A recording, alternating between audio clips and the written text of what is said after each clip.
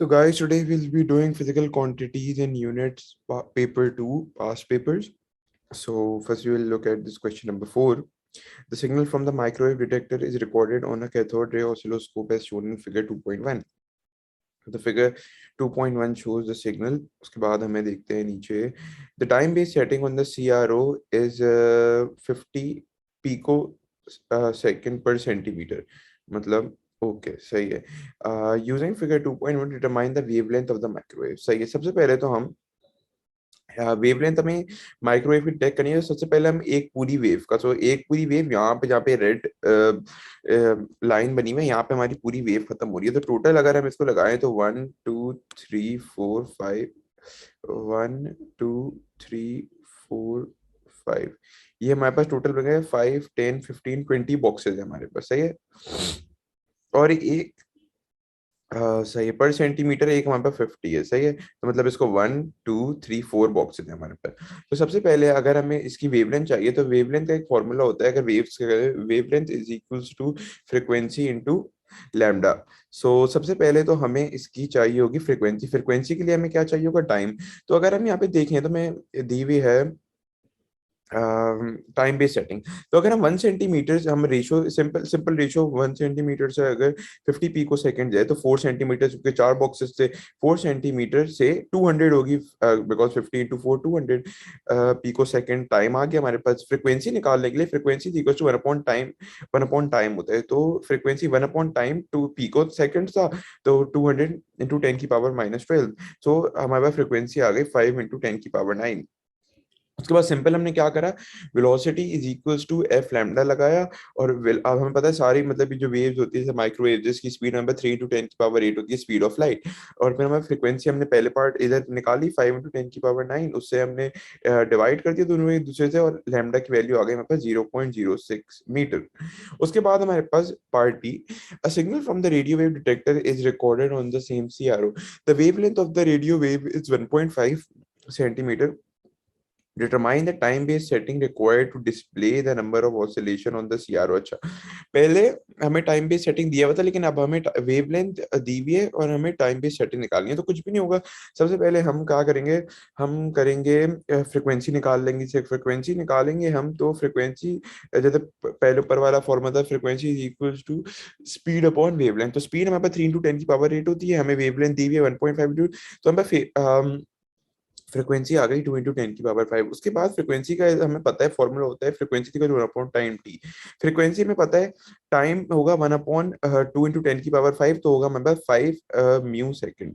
तो जो अगर हमारे पास 5 म्यू सेकेंड होगा इसका जो टोटल टाइम है, और ये जो है, तो हमारे पास टाइम पे सेटिंग 1.25 मिली सेकेंड सेंटीमीटर हो जाएगी.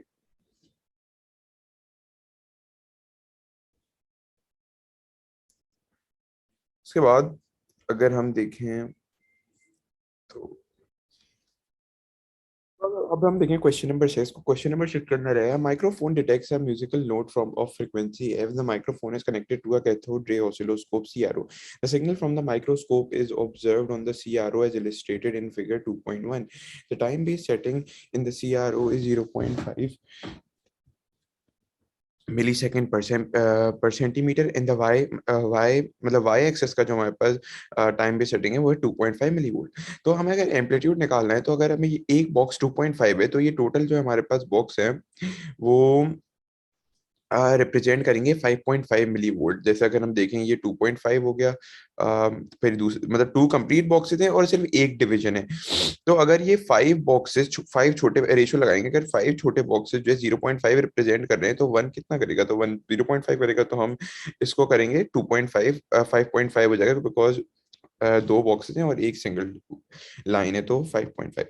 अगर हमें फ्रिक्वेंसी चाहिए, तो अगर फ्रीक्वेंसी का आपको पता है ऊपर वाले क्वेश्चन के अंदर भी जैसे फ्रीक्वेंसी थी 1/टाइम टी, और हमें टाइम पे सेटिंग दी हुई है, तो सबसे पहले हम टाइम निकाल लेंगे.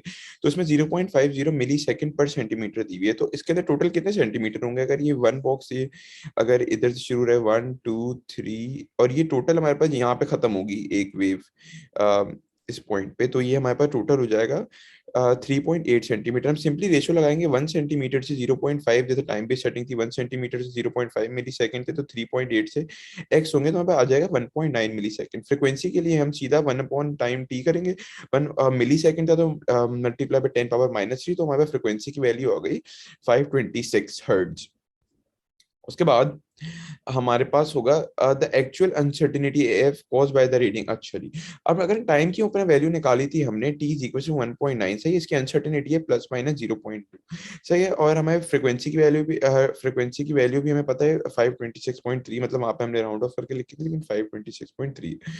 उसके बाद फ्रिक्वेंसी का फॉर्मूला अगर होता है frequency is equal to 1 upon time T, तो टाइम टी की पावर 1 है तो हम सिंपली इस अनसर्टिनिटी को डिवाइड कर देंगे 1.9 से, और एक्चुअल अनसर्टिनिटी निकालनी है तो हमें फ्रीक्वेंसी की वैल्यू से मल्टीप्लाई करना पड़ेगा, तो टोटल एक्चुअल अनसर्टिनिटी हमारे पास 27.3। अगर हमें इसको टू सिग्निफिकेंट फिगर में लिखना है तो फिर हम इसको राउंड ऑफ कर देंगे 526.530 को, और इसको हम 30 को राउंड ऑफ कर देंगे।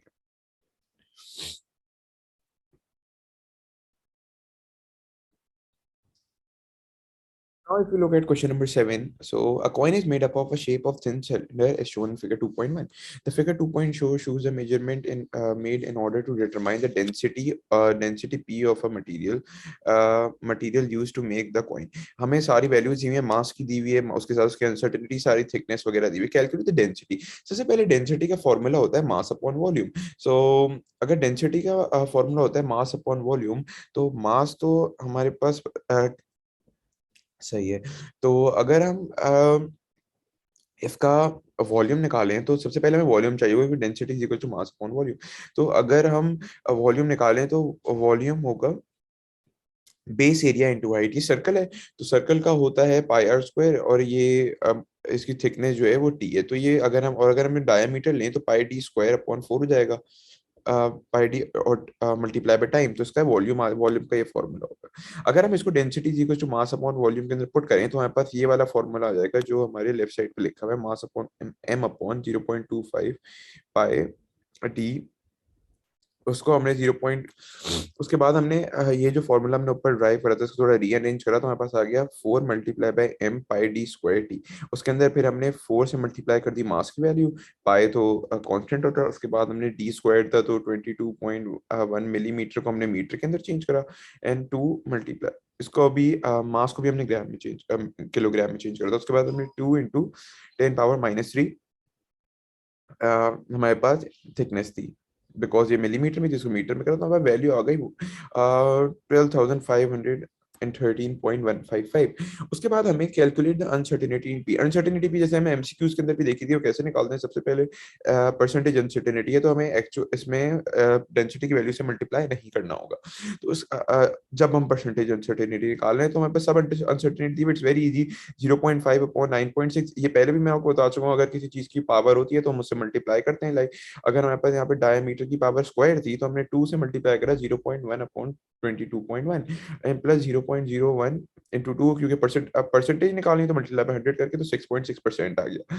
State the state the uncertainty actual uncertainty. Okay, तो एक्चुअल अनसर्टेनिटी निकालनी है तो हमने इसको डिवाइड बाय 6.6% को हमने मल्टीप्लाई कर दिया 1 to 1.3, इसकी जो एक्चुअल वैल्यू थी उससे मल्टीप्लाई करके अपॉन 100 करके 827.3 आ गई। अब हमें इसको तीनों 3 सिग्निफिकेंट फिगर में लिखना है तो हमने इसको राउंड ऑफ करके 800 पे कर दिया और इसको 12,500 पे कर दिया।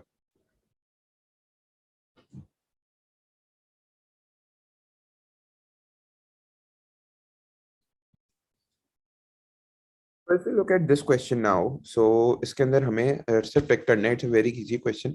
So keep your for each of the following, tick one box, indicate whether the experimental technique would reduce random error, kind of systematic error, or neither. The first row has been completed as an example. Keep your eye in line with the scale and liquid level for a single reading of thermometer. So इसकी systematic error होगा। अब दूसरा, averaging many readings of the time taken for a ball to roll down. तो अगर हमें average लेते हैं तो हम क्या करेक्ट करते हैं, इसके अंदर हम रैंडम एरर करेक्ट करते हैं। सिस्टमैटिक एरर कभी भी एवरेज लेने से करेक्ट नहीं होता।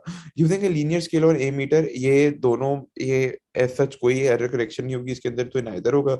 करेक्टिंग अ नॉन जीरो रीडिंग, जैसे हम करते हैं पॉजिटिव, जैसे अगर हमारे पास स्क्रू गॉज के अंदर हमारा पॉजिटिव और नेगेटिव एरर होता है, तो उसके अंदर हम सबसे पहले अगर हम चेक करेंगे तो हम उसके सबसे पहले उसको जीरो से कोइंसाइड करवाते हैं ना, तो उसके उसकी वजह से हमारा क्या कम होता है, सिस्टमैटिक एरर। तो इसके अंदर भी है, correcting for a non zero reading when micrometer screw gauge is closed, तो ये सिस्टमैटिक एरर को करेक्ट करेगा। So the measurement of a particular part B, the measurement of a particular time interval is repeated many times. The reading are found to vary. The results are shown in figure 1.1. The true value of the time interval is 10.1 true value. State how the reading of figure 1.1 shows the presence of systematic error. True systematic error कब होगा, जब हमारे पास true value से peak value coincide नहीं करेगी। peak value यहाँ पे हमारे पास 10.3 है और हमारी true value है 10.1 second. So a systematic error क्यों है, हमें रीजन देना है। The peak of is at 10.3 instead of 10.1. This shows presence of systematic error. Peak not centered at true value. जब भी हमारे पास सिस्टमैटिक, अगर सिस्टमैटिक एरर नहीं होता हमारे पास, तो हमारे पास पीक 10.1 पे होती है, पर यहाँ पे 10.3 पे है। सो इधर हमारे पास सिस्टमैटिक एरर है। इट्स रैंडम एरर, सबको पता है कि जैसे लाइन ऑफ बेस्ट फिट होती है, रैंडम एरर स्केट, तो रैंडम एरर इस वजह से है क्योंकि the scatter of reading around the mean value of 10.3 सारी स्कैटर ऑफ रीडिंग है। State the expected changes in to figure 1.1 for an experimental measurement that are more accurate. Accuracy के लिए मैं peak should be coincide with the true value, क्योंकि systematic error खत्म हो जाएगा, सही है। और अगर मैं more precise चाहिए होगा तो हमें लाइन जो है उसकी ग्राफ की ना क्लोज होती है, क्योंकि जितना एरिया अंडर द ग्राफ कम होता है उतना लाइन प्रिसाइज होती है, इतना इतना वैल्यू प्रिसाइज होती है।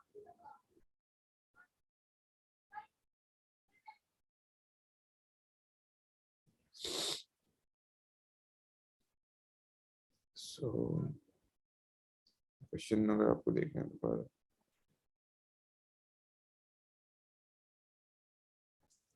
so, if we look at question number 20, इसके अंदर हमारे पास क्या है, the pointer is at zero position, the meter is used to indicate volume of a fuel tank of a car. A volume of fuel is poured into a tank of the deflection of Q.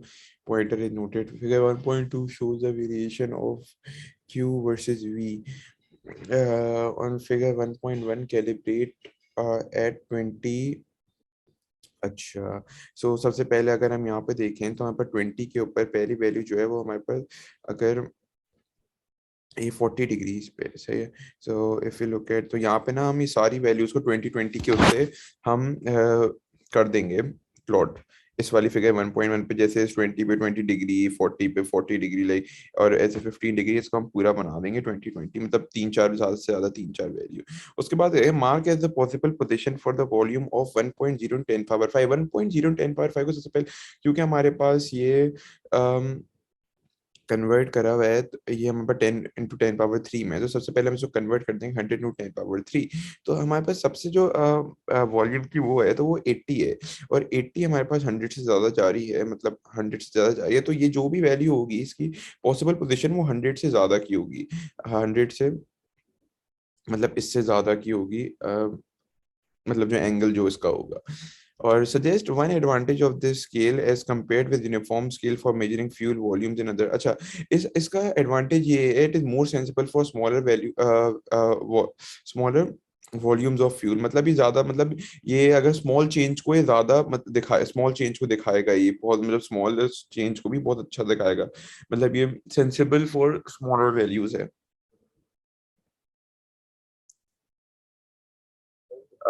If you look at question number 1, सो सबसे पहले तो आसान सी definition है, definition आपको सारी खुद याद करनी पड़ेंगी। So definition, define density, density का फॉर्मूला होता है मास अपॉन वॉल्यूम, सो उसको अगर वर्ड्स में लिखेंगे, density is mass per unit volume. So part B देखते हैं, the mass M of a plate sphere is given by an expression m is equals to pi D cube density upon 6, where p is the density of the metal and d is the diameter. So calculate the diameter, diameter है, सबसे पहले हमारे पास इस formula को rearrange करना पड़ेगा, तो rearrange करके हो जाएगा 6m अपॉन पाई डेंसिटी, और उसके ऊपर क्यूब रूट आ जाएगा क्योंकि डेंसिटी की वैल्यू थी। अगर उसको हम वैल्यूज इसके अंदर सिंपली वैल्यूज डालनी है, और हमारे पास हो जाएगा 0. 1 to 1। उसके बाद अगर हमारे पास परसेंटेज अनसर्टिनिटी है, इसकी परसेंटेज अनसर्टिनिटी निकालें तो ये हमारे पास हो जाएगी 3%। तो 3% को अगर हम डेसिमल मिलके 0.03, अगर हम इसकी एक्चुअल अनसर्टिनिटी चाहिए, एक्चुअल अनसर्टिनिटी के लिए हमें वैल्यू से मल्टीप्लाई करना होता है। 0.121 मल्टीप्लाई बाय 0.03, 0.036 आ गया। अगर हम इसको मतलब दोनों को थ्री सिग्निफिकेंट फिगर में लिखना है तो हम 0.121 तो ऐसे ही रहेगा because it is three significant figure, और इसको लेकिन हम 0.036 को राउंड ऑफ करके 0.04 लिख देंगे तो ये हमारे पास आ जाएगा 0.04 हो जाएगा। उसके बाद if you look at question number 2, so make the estimates of mass in kg of a wooden metre ruler, mass is equal to 0 ये मतलब ये तो मैंने अपनी तरफ से लिखा है, ये इसकी एक रेंज होती है, और ये मतलब मैं आपसे बाद में वो शेयर कर लूंगा एक पीडीएफ जिसके अंदर सारा एस्टिमेट्स वगैरह लिखे होते हैं। सो मास अगर वुडन रूलर कितना होगा 0.05 kg, और the volume of a cricket ball like 50 to 100, ऐसे कुछ 50 और 100 के बीच में कोई सी भी वैल्यू। ये तो आपका ये एस्टिमेट आपको याद करना पड़ेगा। उसके बाद आपका अगर आपका पार्ट भी देखा जाए तो metal wire has length L and a cross section of diameter D shown in figure 1.1। तो ये हमारे पास टाइप ऑफ सिलेंडर है, उसके अंदर मेरे पास जो है डायमीटर डी और लेंथ एल है। तो उसका पार्ट अगर हम देखा जाए इसके अंदर तो and the volume V of the wire is given by the expression volume is equals to pi d square L upon 4. The diameter of length and mass are measured to diameter to determine the density of the metal of a wire.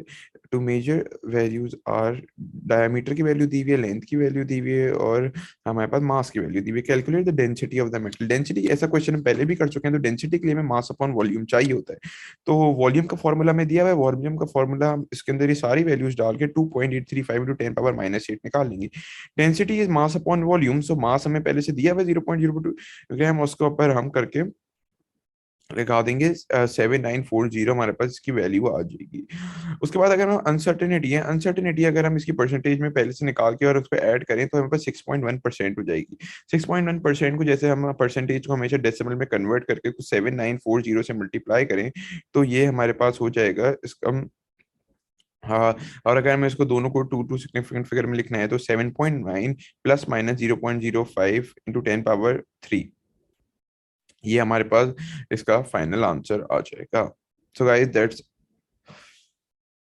We are done, और मतलब बाकी सारे question भी यही repeated हैं।